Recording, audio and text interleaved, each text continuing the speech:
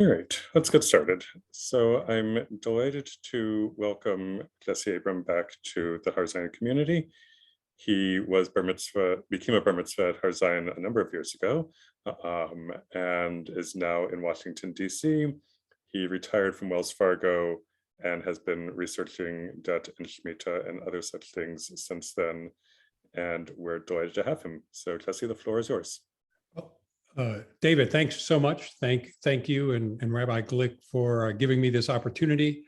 And thank you all for welcoming me into your homes this morning and to spend this morning with each other. As I've said, endeavor to work hard to give you value back for your time and talk both about Shemitah then and Shemitah now and how we could think of it now. And they're not encourage discussions since there aren't so many of us. And as David said, I grew up at Har Zion. My parents, you may know, Bernard passed away at 1999. My mother, Annabel, in 2018. And I've had occasion to come back to the synagogue, but after college, really have not lived in the Chicago land area, and am now living in Washington, D.C. So Rabbi Fred Scherlinger-Dobb, who's the lead rabbi at the Adat Shalom Reconstructionist Congregation, where I currently am a member, had asked me to talk about the treatment of debt in Shemitah, since he knew I was an economist, and that's the genesis of my interest in this area. So I told him, unlike some of the other people who spoke, I didn't start thinking, I'm going to talk about social action, use Shemitah to justify it. I said, I'm going to try to understand the genesis of the concept of Shemitah and then work up to what I think should be today. So I actually have, believe it or not, an 18-page paper written on the topic, which I wrote over the last few months, which is the basis of what I'm talking with you about. So I will shortly put up a slideshow, and you're welcome to get a copy of the deck or the paper if you're interested in looking at it as well. So let me start to share. Let's see. Here we go. So the Talmud tells us there are 613 commandments of mitzvot in the Torah. Of course, they're the biggies. Don't kill, honor your father and mother, don't profane the name of God. And there are what are smallies, right? Kohanes shouldn't marry divorcees. Put a guardrail around the roof of your house. Don't muzzle your ox when they're plowing, maybe except when there's COVID. But there's no proof that a lot of these commanded religious practices were actually followed. Or they may have been followed for certain timeframes. Or take idols, right? The prophets spoke so frequently against praying to idols that you have to assume that people were doing it for years and years after that. So Shemitah is one of those. So what is Shemitah? So let's before I get into the talk, let's say what am I talking about here? You can start in the middle with Exodus. So you've got in Exodus 20, you've got the 10 commandments, but also as part of the code of the covenant, Shemitah is mentioned in Exodus 21 and 22 in saying that you're supposed to allow the land to be fallow every 7th year. You're not supposed to be planting or harvesting, and essentially the land returns to God and let people come and consume what's on the land. They're supposed to free bondservants after 7 years and forbids charging interest to fellow Israelites. So you also see talk of Shemitah, although actually here you get the land lie fallow in the 7th year, but then it brings in this notion of the Jubilee or Yovel in the 50th year, the Shemitah of Shemitah years. And that again, land is given back to its historic owners. And so this is when land was owned by families, right? Years and years ago, and those were the original owners of the land. And you get to hear the third place in the Torah in Deuteronomy 15, which talks about remission of debts between Israelites every 7 years. And it's really this this bolded text here in the remission of debt that I want to focus on because I'm an economist. I'm not going to talk so much about the land. Jesse, Yeah, I'm having trouble seeing more than just one line on your. really. So it says I'm sharing the whole page. You don't see the whole page? No. Hmm. Ba, ba, ba, ba. There we go. Much better.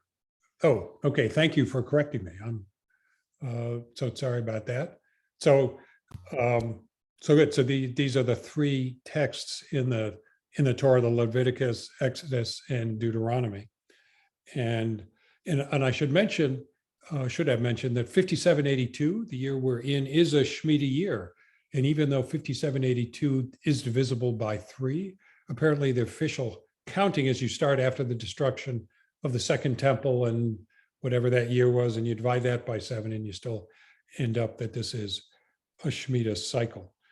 And really in the last couple of cycles, there's been kind of a rejuvenation of thinking in certain circles, I'll say, for lack of, in Israel and the US, and probably more politically left circles, on using the concept of Shemitah as focusing on sustainability and the use of the land, a renewed commitment to social and economic and redistributive justice.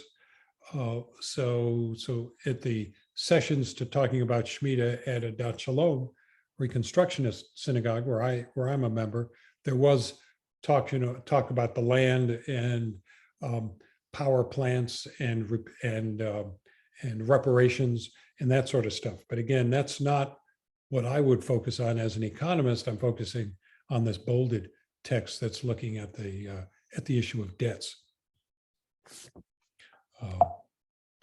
Okay. So the key points to make is the Torah talks about agrarian debt or being released every 7 years as one of the central commandments. It's part of the covenant of the land when people at Sinai.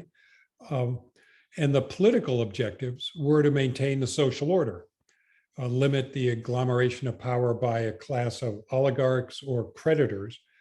And it had ethical objectives to preserve the rights and freedoms of the people, but it's largely been ignored for the last 2,000 years, certainly since the destruction of the Second Temple. And so after talking a bit about the historical foundations, I then would talk to what the implications can be for today and talk about, I think, changes to the student loan program, changes to bankruptcy laws, and actually third one, that is eliminating debtor prisons, which seem to be developing in the United States and would be well within achieving those Shemitah objectives, and also more foundational changes to the US economic system. So let me talk about, as a debt remission in ancient Sumer and Babylonia, and see how those traditions were worked into Hebraic texts and put in practice, talk about Shemitah today, and then Shemitah for a longer term cycle. So in the beginning, you go back 10,000 years, right? Communities were at a subsistence level. And everything that was good or bad happened at the community level. And you could, because it took a village to do stuff. And there really wasn't, whatever wealth might have been created was a surplus that was available to the community. People weren't individually creating things. But by the time you got to the early or middle Bronze Age, so 4th, 3rd millennia BCE, in Mesopotamia, they developed more consistent surpluses. You've got irrigation, you've got systematic weights and measures, you've got other, you could say, improvements in society, so that some people were still at subsistence level, but they could live at subsistence, and then there was more wealth, which got appropriated by the palace or by the temples, that then, or the people who worked in the palace or temples. Eventually, essentially, people were able to create more wealth or more income or more ability to live than they needed on just to get them by from day to day. So in the dynamics of that economy were still, there were people at subsistence level who needed to borrow to get the barley to plant so that they could support their families. So you did have loans that were called barley loans for farmers or silver loans for commercial enterprises, because like today, you can go into debt, you can get value today and build something that creates a higher value in the future.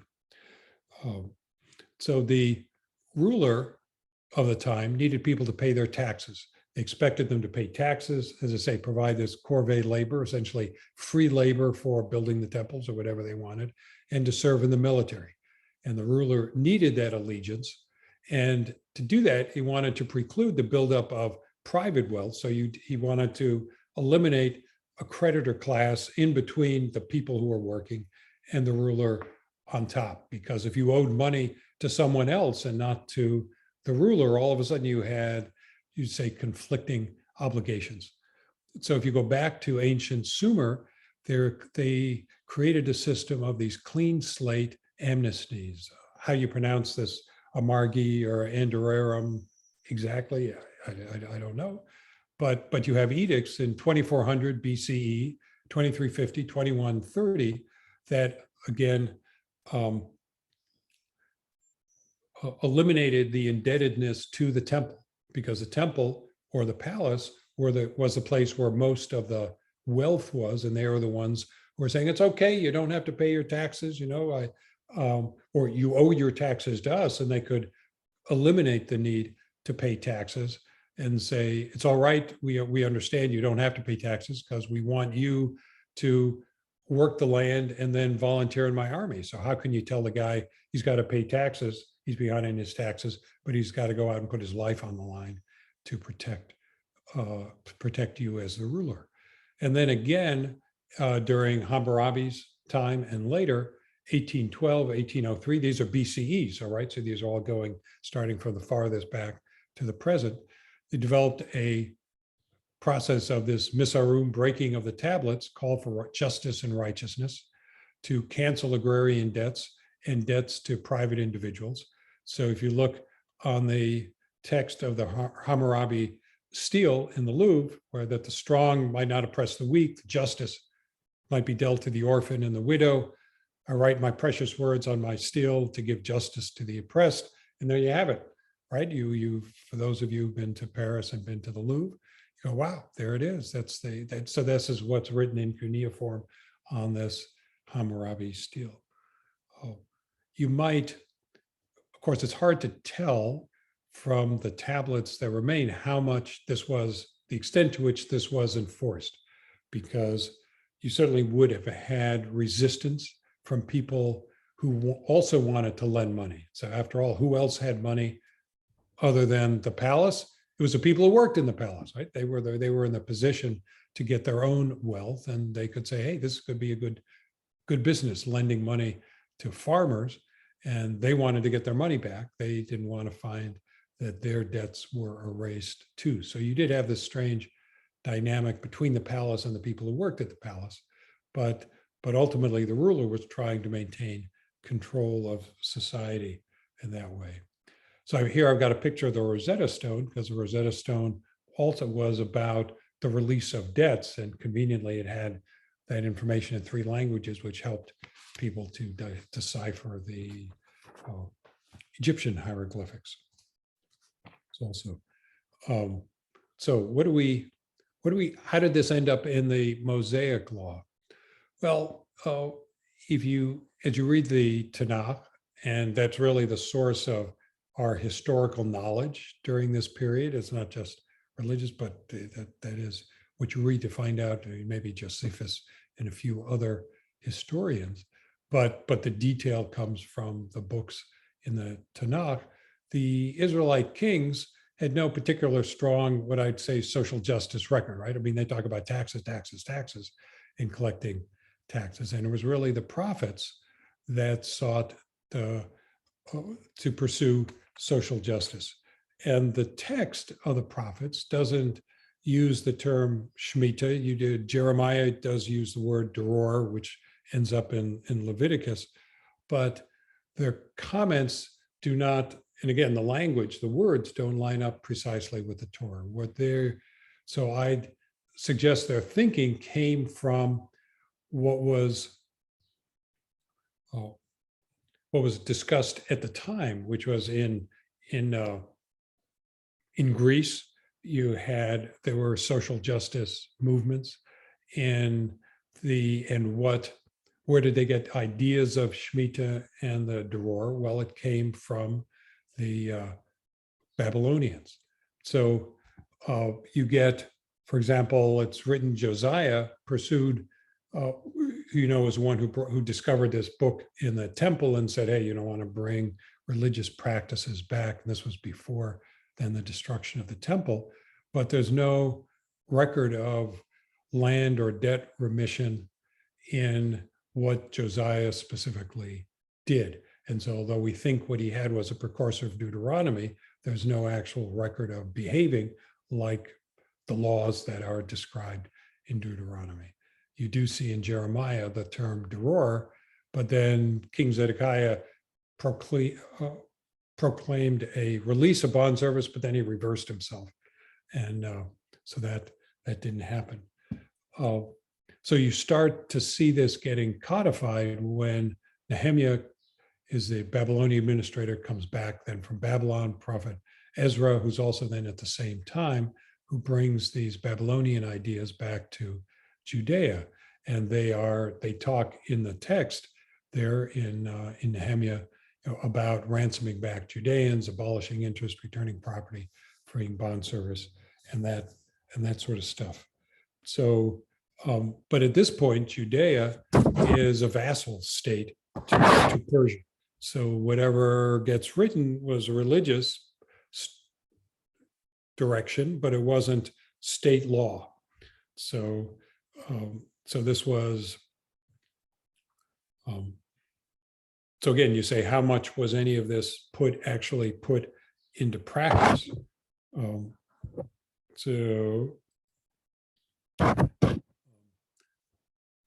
Okay, so this is back to the text in here. So what did we see? So what was really put into practice? You could say, though, that in Sumer, they used the term, I think I had the term earlier, misarum, however pronounced, but in Hebrew, we've got a term, misharim, or righteousness, that you could say may be derivative from that practice. So what do we see about the record of Shemitah? Because it's in the Torah, but who actually did something with it? So we do see in 1 Maccabees a mention that that they didn't have food because it was a Shemitah year. So okay, so that must have meant that there was some Shemitah behavior going on here in 200 BCE. You do see in one of the Dead Sea Scrolls, this 11Q Melchizedek scroll, that there is part of Deuteronomy and Leviticus and Isaiah 61 that are brought together. But I think the interpretation of most people is they're talking more about kind of an eschatological end of time event, not something that is actually being done in real time or part of the way people are living their path. So perhaps the best proof that some of Shemitah was followed was that Hillel felt that he had to create a Prosbol. And this is that there was a problem that creditors were not lending to potential debtors because they were concerned about the debt being released. So he came up with a legal workaround of saying, well, if you can assign the credit to the court, then it's not person to person. And so you can do it before the year, you can do it before the end of the year, and essentially preserve the debt. And because ostensibly it was not because the creditors were losing out, but because the debtors needed the credit in order to plant their crops and to live. But once that got accepted, this Prosbol practice essentially has continued for the last 2,000 years, and in practice eviscerated any any 7-year remission of debt, because it was assumed there would be a Prosbol. And in fact, in the reading I did, people didn't want to write it down during the time of the Inquisition, because if someone found a document that you'd actually had it written down, then that would be proof that you were Marrano. So that it evolved to where it wasn't even written down, but perhaps assumed that you were covered under this Prosbol. And if you go to the Chabad websites, they talk very much about how this Prosbol works. And like lots of things, it's a way to follow the letter of the law, perhaps not the spirit of the law.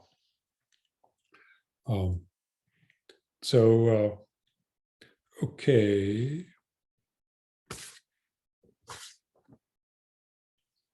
So what do I think? So what do we think about where that can take us today? So Shabbat is, as they say, is kind of a pause from the unrelenting onslaught of work and obligations during the week. Shemitah is a Shabbat on an annual cycle to give the land a rest, remit debts, and give people an opportunity for spiritual study and rejuvenation. Yovel, or the Jubilee, is a Shabbat of Shemitah in releasing land back to original owners and whole bond families from servitude. So what should we think of Shemitah consciousness mean today? Because Shemitah was initiated at a time when you had an agrarian cycle, and you could think of the cycle of life, the cycle of how things work, but it's hard to think of operating in that fashion these days. So I propose, my interpretation from the reading is to suggest, as I have here on the bottom, is that Shemitah is designed to give a periodic rest to imbalances that challenge the social order through economic inequalities. So the periodic rest is this misarum, this Sumerian concept of a clean slate, or as one of the authors I read talked about, essentially dealing a new deck of cards, a new hand of cards for people who had unfortunate luck, and you say, okay, here's a chance to start over. In the Torah, rather than being led to the caprice of a ruler, it's set up for every 7 years, either to make sure that it happens or because 7 is a magic number, one of many magic numbers, I guess, in the Torah. But that the notion of a periodic reset for the social order, preserve the current economic system. When you go back to Sumer, they weren't trying to change things for the future so much as preserve the way things were. And I think that's an important point. And economic inequalities, that's certainly consistent with the language we saw on Hammurabi's stele at Shamash, his divine ruler, and was made a central tenet of the text in the Torah. And the Torah made these addressing inequalities much more of its focus. So with this criteria, let me propose 3 different, I'll say, policies that I think could address that. One is in the area of student loans. And here I'd argue that the centrality for workers, if you go back a few thousand years, was land ownership in an agrarian economy. And I think we could say that in today's world, it's not a land ownership, but it's human capital development. That's how people survive. That's what we rely on. And so if we think about the notion of rather barley loans being student loans as important for people to get by. So that's I'd say a foundational assumption. Then you say, what do we do? Well, the US in 1965 did establish need-based grants and low interest loans. And student loans have become a big business because lots of people recognize this is what they need to get a chance to get ahead. And 90% of these loans are held by the federal government. In 1994, the government established a policy to replace fixed payments with a percentage of income. And initially, it was 20% of discretionary, so above what was 150% of the poverty line for your family. And that after 25 years, it would be forgiven. And then in 2015, the terms were reduced to 10% of your discretionary income and a maximum payment for 20 years. Strikingly, only about a third of students start with this type of income-based plan rather than a fixed 10-year fixed repayment plan.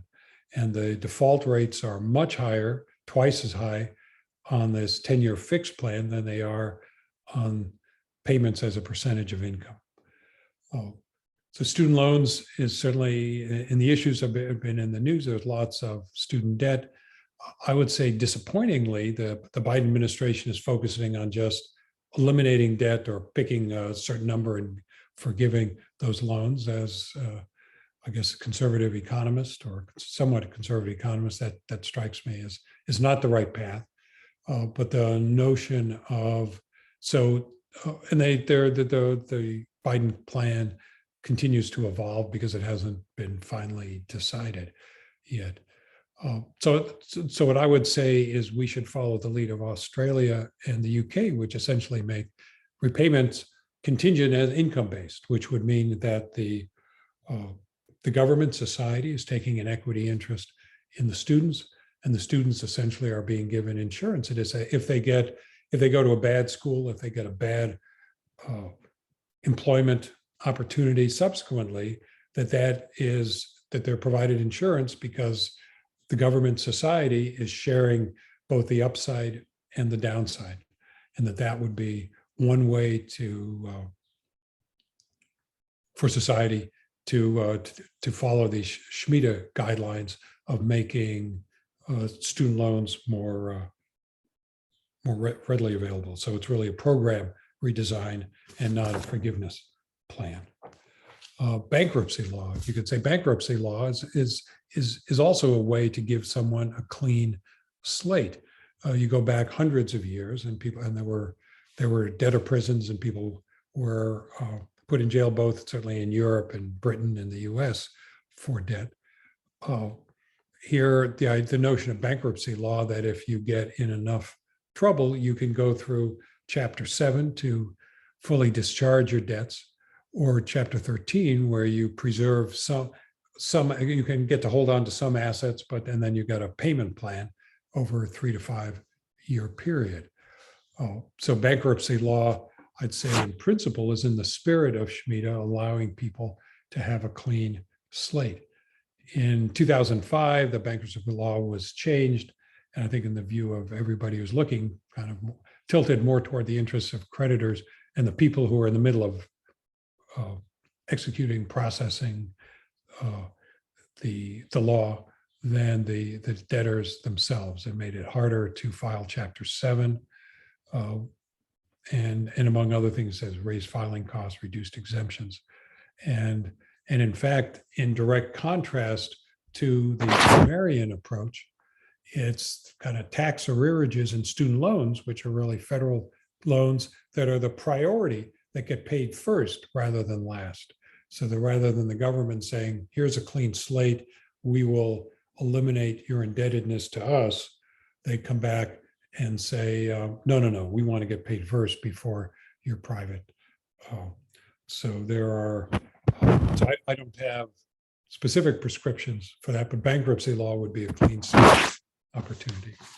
And finally, the third point is there are debtor prisons, which were technically outlawed or banned back in the 1800s, and then reaffirmed by a Supreme Court decision in 1983 that you shouldn't imprison somebody for failure to pay debts. But there's just a shocking report from the ACLU published in 2010 that describes municipal court practices. And you also may have read about this, as since there was there was a long justice report on practice in Ferguson, Missouri, where the local municipalities essentially prey and look to raise money from the poor, from municipal fines, from traffic fines, whatnot, and then threaten people by going to prison or put them in prison, and then charge interest on their arrearages, or as mentioned here, have contracted with private probation services, which now all of a sudden, now it's a business. They want to get paid from people who don't have money. and that a lot of the state and county courthouses are essentially, to make their own ends meet, need money from the fines and fees. So they've essentially got a moral hazard problem there. And if these are taxes, then it's an issue of where do you get the money from? So it's a tax equity issue, not intrinsically an issue of, well, geez, we wouldn't have the money to pay for the courts if we didn't do it this way. Well, no, you can get money from somewhere else. So at the bottom, I essentially give you some, but not all of the ACLU recommendations that defendants should not be incarcerated for failing to pay fees. So you give people you give people a chance for a clean slate rather than, in some sense, hitting them when they're down. So these are three proposals that I would say, in the spirit of Shemitah, in the spirit of a clean slate, that and these are essentially almost all cases where it's people owing money to the government. And it's not just going and saying that your indebtedness to commercial lenders should be forgiven. So I would say that's the short term. Let me talk a little bit about the long term. And so, as I say, this Misarum practice was drawn from an agrarian economy notion of periodic renewal. But to talk about giving away debts or try to get back to where we were 7 or 50 years ago doesn't resonate, because we think of progress as being forever moving us forward, and maybe fits and starts, but that we are relentlessly moving forward and improving in time. But if we take a long view and think about cycles, empires rise and fall, right? There, Sumer, Babylonia, Greeks, Romans, Byzantium, the US, did these civilizations create the seeds of their own destruction? And from the readings I've done, and I'd say mostly this would be politically left economists, Michael Hudson, who was at Harvard, but then University of Missouri, Kansas City, David Graeber, who passed away recently, but London School of Economics, Thomas Piketty, I'm not even sure which university in France, but whose name you probably heard, would say yes, that as civilizations create the seeds of their own destruction, in that you've got, with the growth of debt, you get the growth of a creditor or oligarchic class that has its own interests and weakens the strength of the central government to where it really can't fight off challenges that it faces. And Graeber would say that capitalism intrinsically will fail. Piketty, who's written a recent book on inequality, has suggested he feels that the things are getting better slowly, although he saw some retrenchment at the end of the last century, but would say that the arc is tending towards greater equality. Joe Stiglitz, a name you probably heard, as head of the Council of Economic Advisors, chief economist at World Bank for a while, well-known Nobel Prize winning economist, also has a number of fixes. I'd say Hudson and Piketty are more fundamental redesigns of the economy. Joe Stiglitz and even The Economist are suggesting more policy changes to, again, make society a little bit more equitable, and they would argue really more sustainable. So that you've got Hudson's changes in the financing of homes and small business loans is really in the concept of Yuval, giving value, giving equity interest to people who don't currently have capital, and saying, here, the state will provide you with capital in order to help you get ahead. Piketty is looking at a complete redesign of society, redistributing wealth. Stiglitz's policy fixes in here. Got some policy fixes listed. Okay, so what do I think here? So, conclusions are that the notion of debt release that started out in ancient Sumer was really as a way to maintain the social order. It evolved into a system of ethical objectives in the Torah, but was essentially discarded as unworkable by the Prosbol that Hillel proposed. And we do have statutes in the US that provide imperfect protection against a penury, which was really the objective of this debt remission. So here I've got this is an old text, I should say 3 proposals that would move society towards ethical objectives, maybe more tinkering around the edges, or you can get into some of these more fundamental changes proposed by Hudson and Piketty to really change society. So anyway, so that's what I got. People want to talk about it?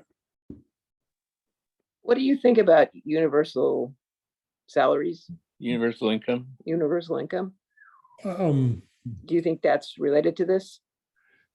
It certainly would provide a floor for people's standard of living. I guess. On the one hand, it's good. On the other hand, where is it going to come from? And as economists, I think a moral hazard problem. You give people too much income, are they not going to work and contribute? Is it society's obligation to support them, or what burden do we put on people to contribute to society? So I guess that seems a push for me. Say again, where is all that wealth going to come from, or do we just tax people and appropriate it? So, I was thinking along those lines of the utopian novel by Edward Bellamy, Looking Backward, if you recall that, where everyone got essentially the same salary and the adjusted work hours in order for everyone to get some. And I just thought it had an interesting utopian cast to it in terms of trying to provide that universal income and everyone having their little credit card. And in order to get ditch diggers, you only work 10 minutes a week, fine. And if everyone wanted to be a doctor and then they had to work 80 hours a week, fine. And balance out supply and demand. I just think it's not realistic, but it's certainly something to think about. Yeah, but it works in Star Trek. Well, I'm sorry, I never saw Star Trek, so Oh, I okay. read Edward Bellamy. right. The notion of, having studied economics long enough, a big believer in incentives, and that people work toward incentives, and the people are very different. And as soon as we can learn socialism. I don't, is somewhat you described, just seems like it's kind of like a non-starter, and certainly to try to get from here to there. So my proposals are obviously very small and tinkering around the edges, but part of in my view is, couldn't everybody agree on that? I mean, it's not a blue or red or left or right issues, even though some people would lose out a bit from some business opportunities, but one could figure out a way to smooth that out and say, might not everybody be able to be interested in allowing a little bit freer use of bankruptcy, income-based repayment on student debt. And when you read about the practice of these modern day debtor prisons, you go, geez, how can anybody think that's a good idea for us?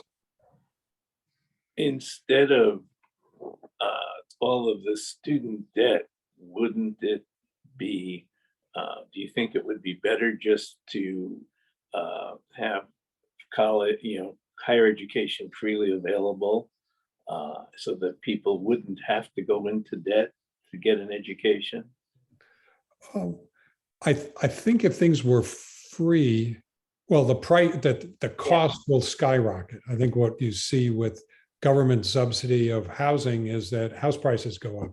And what we saw with the government subsidy and support for higher income is that all of a sudden salaries, everything just costs more. I mean, once the money is free to go out, the system, people figure out ways to take advantage of it.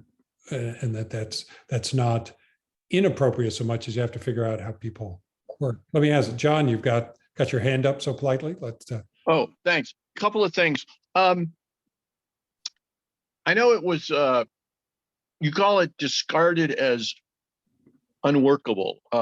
I really enjoyed your regional history of the development of some of these ideas in the economic context. And I've often wondered, or I wonder the extent to which the rhetorical retention formed a kind of a social and cultural break on excess that that had played a role in balancing out interests. Thinking back in ancient times, or Well, ancient times and you know, the sort of vestiges of yeah. Couple other things. When you talk about student loans, there's a lot of people in the workforce who don't go to college, and so it doesn't address their interests. And what we've seen in terms of a monopsony and in terms of reduced government interest in worker rights, health and safety, that maybe student loan carriers aren't the people who have most who have felt most the imbalances of economic power in our time. So if we're going to work around the edges, that's certainly an edge that we need to work on. Non-college. So I think what I'm saying is, and as a discussion on student loans, is that people are still taking out loans. It's just that they're given, I'm talking about the people who aren't taking out loans. The people who don't right. go to college. That's fine too. But isn't it in the interest of people who don't take out loans to have educated people? So it's in a way to say we'll help support your getting educated, and if you hit the lottery and you get lots of money, then you pay back more than somebody who didn't succeed from their college education. And again, it's a way of society saying it's in our interest for some people to go to college, and we'll take an equity interest in your success and provide you with a little bit of insurance from failure. Now, not everybody has to go to college. You don't have to take that risk or take on that burden. But so I think I would say in response that it's fine if you don't go to college, but then there are lots of opportunities in society that people don't take advantage of, and that you don't have to take that risk and get the potential reward. No, I'm saying that if we look at what Piketty and Stieglitz are saying, their work focuses on the breathtaking rise of wealth inequality. And that involves the use of monopoly power and a political capture to limit the life prospects of wage earners. And a modern or postmodern Shemitah will address those realities. I think a fascinating aspect of bankruptcy is how debilitating corporate bankruptcy is to the legal and economic standing of collective bargaining. And then you get the way bankruptcy allows corporate owners and their financial backers to strip pensions. There's really no end to Okay, that is, I certainly concede your point, and that's why I put into the presentation the Stiglitz and the Piketty that is a longer cycle, more fundamental Shemitah type correction. I'm only saying I don't think that's going to happen, and so I'm starting out with a much smaller, or personally proposing smaller policy changes to address what I think might actually have some political resonance to be enacted. And the others are visionary and show others and reflect a certain view of the way society, which is not shared by enough people in order to be affected. So one point is agreeing with you that that's their point and agreeing that it could be, but then limiting myself to try to. I didn't entirely understand your brief 2-sentence characterization of Piketty's sweeping historical view. You said that he sees Well, you said there's huge imbalances and that he sees huge things that need to be, he wants a guaranteed income, he wants guaranteed employment, he wants redistributive justice by racial group. He's got all sorts of things that problems he sees with the world that need to be fixed. Right. And he said the United States pioneered laws that prevented social capture by the rich, and with inheritance laws, income tax, inheritance tax, income tax, etc., and that we've lost our way. Well, yes, he would say that that there was progressive taxation 100 years ago, and we've pulled back on that. That is, the inheritance tax rates and the income tax rates have all gone down, and that has, and the corporate tax rates.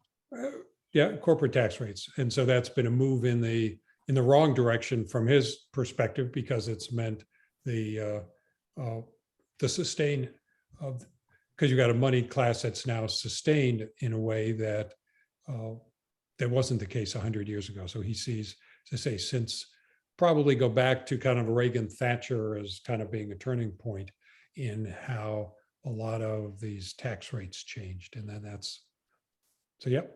I'm going to jump in here because I saw there was a question in the chat, and I don't know if you saw that, Jesse. Okay. And it's from Morris. How do you feel about corporate subsidies and lower taxes that benefit them compared to welfare for individuals and higher taxes? Does this practice contribute to inequity? Well,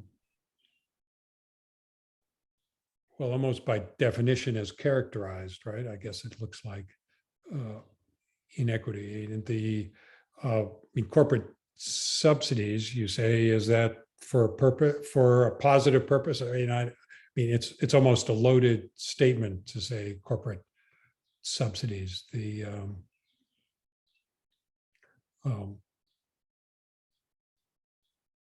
I'm trying not to politically say that we ought to be redistributive in taxes, just to try to, because then everybody's going to separate on the left or the right, or say, no, this is what I earned, and it belongs to me.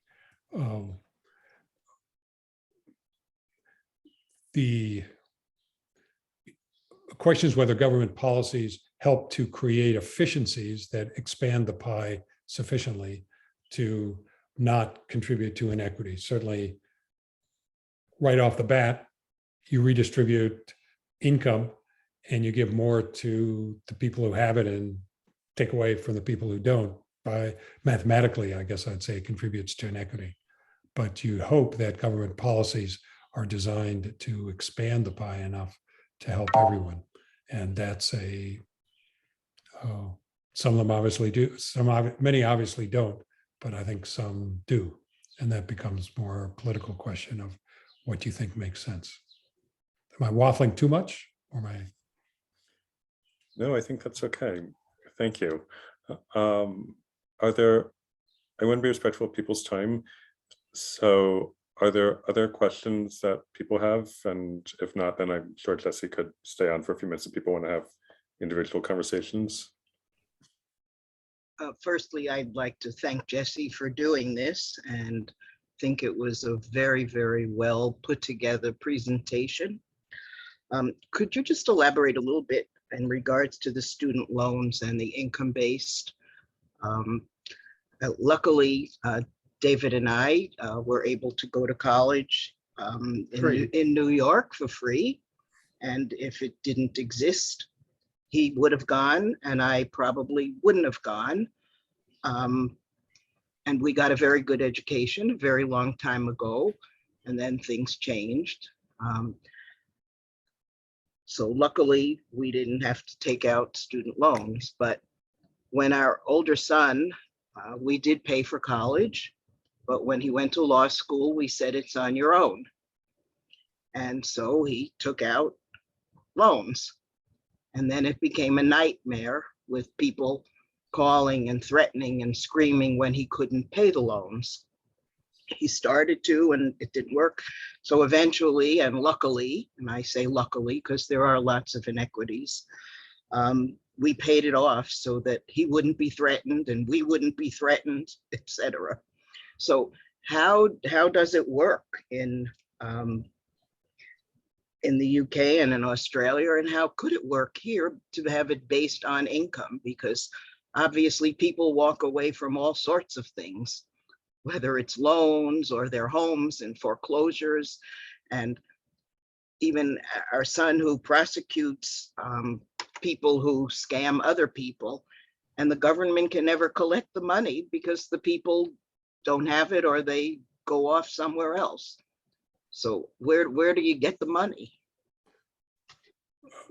Okay, so you gave us a family story where someone didn't have the money to pay the loans, and then the other, who's a prosecutor, who's trying to get money from people who say they don't have the money. The current system, you can't. It's a question of what contract you sign here in the States. As I said, for the last well over 20 years, you could have an income-based loan that said is a percentage of, you pay a percentage of your income. It's actually capped at what you would pay if you had a 10-year fixed rate loan. So the government, in some sense, guarantees it's going to come out behind. So it doesn't get it. If you have a high income, it's not getting a piece of the of the extra money that you're getting, which is why when as I mentioned in the paper, this Congressional Budget Office estimates everybody went to an income-based system, the government would lose 17% of its principal because people wouldn't pay enough back, but that's because by design of the system. So I'd say right now, I don't understand why students aren't signing up for an income-based system. I expect it's because they don't understand it's available, or that they aren't informed, or they casually just take what the default process is and don't realize what else they could do. I'm not, other than knowing that they're income-based in UK and Australia, I'm not close to what their policies are. But as I understand, they aren't tax. When the US government forgives a student debt, it does say, well, that's a gift. You've got to pay taxes on that. That's, part of the reason you forgave the debt was because the person didn't have the money. So now you want to tax them. Seems again like a redistributive issue, that if the government needed the money, then there are different ways they could raise the tax money to get it, rather than trying to say, no, we know you don't have money, but we're going to tax you again because we just gave you a benefit rather than giving you the whole benefit. So I think the government could move to an income-based system would make more sense and be much fairer on a distributive basis. Let me.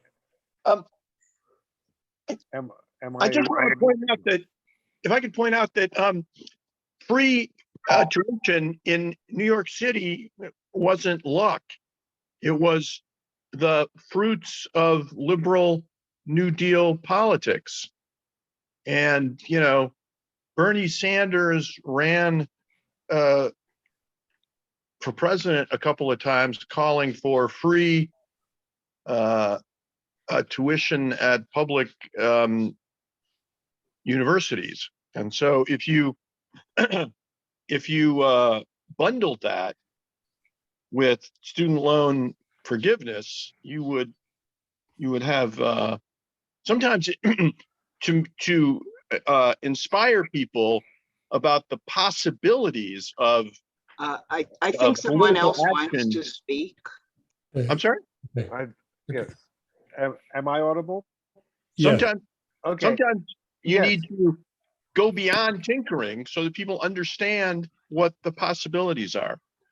I'd like to point out that free tuition in New York State and city schools existed because admission to them was based on a very high standard of merit.